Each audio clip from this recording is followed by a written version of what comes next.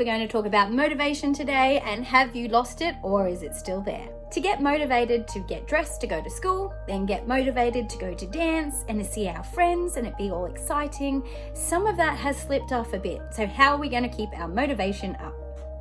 The first thing is to recognize where you are on the little motivational ladder. Okay, so the before contemplation. I haven't really considered making any changes.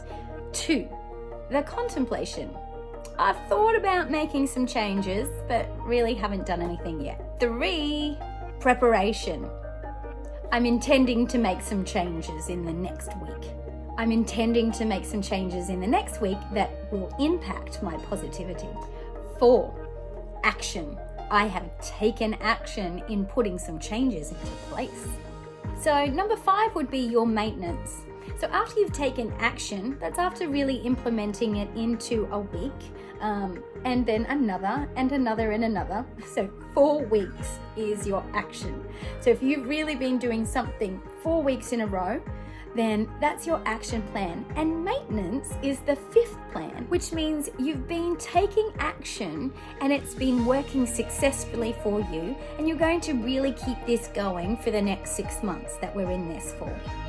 And then there is the side in all of this motivation, which is your relapse. And it is okay if relapse happens, which means we just go back into a little slump. We feel like not doing anything again, and that is perfectly normal. If that goes past though a week or so, maybe we need to look into something, or you need to reach out for a little bit more help and assistance in this area.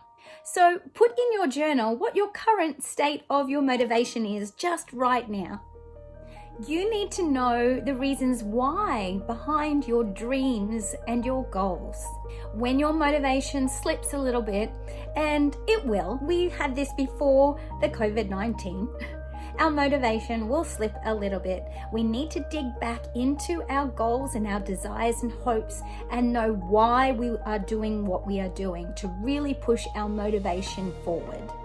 For your goals to succeed, you need to be doing it for you, not for anybody else.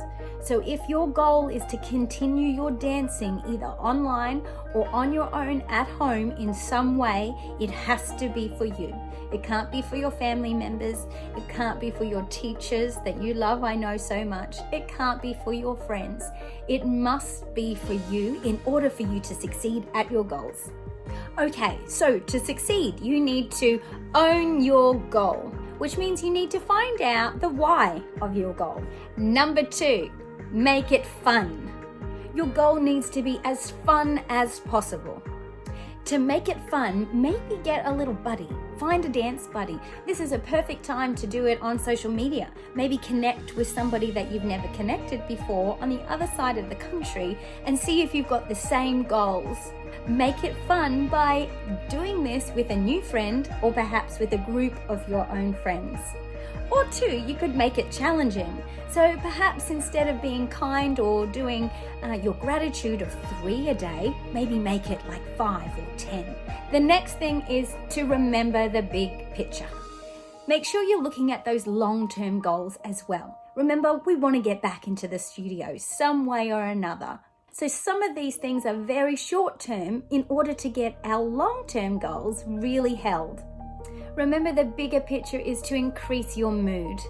If you're not happy and not feeling your best, things are not going to move along. So let's look at the bigger picture. Perhaps if you are a little bit older, maybe there's a course that you've always wanted to do that you could now do. If you're younger, perhaps maybe learning how to draw or how to paint at home and finding some free YouTube videos on how to do this. The next is to keep balance. It's really important that you don't burn out.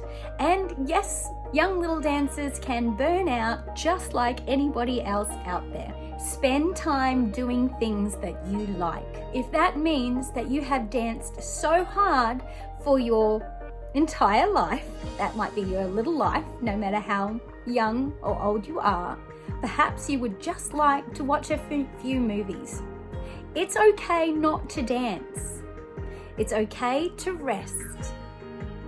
It's okay to have some time to relax. The overall thing is to really make sure that your goals are meaningful and that they're meaningful to you. So right now you want to focus if you're ready for change and why you want to change. So are you ready to change to do your dancing a little bit differently, and why? And I'll touch a little bit on your willpower, and it isn't just your willpower. You might be thinking, can I do this? Will I succeed? If you just use willpower, you will get tired. But just like regular exercise, if you exercise your self-control, you will have more energy. Your commitment to implementing all of these steps will give you lots more energy in the day than just hoping and willing for everything to happen. You'll be happy to know that hope is very well researched and scientifically backed up to help you succeed. The high hoper sets a number of these meaningful goals. The research has shown that dancers with high levels of hope do better in their schooling. They have better health and they're better at solving all the problems. Hope is something to really build up.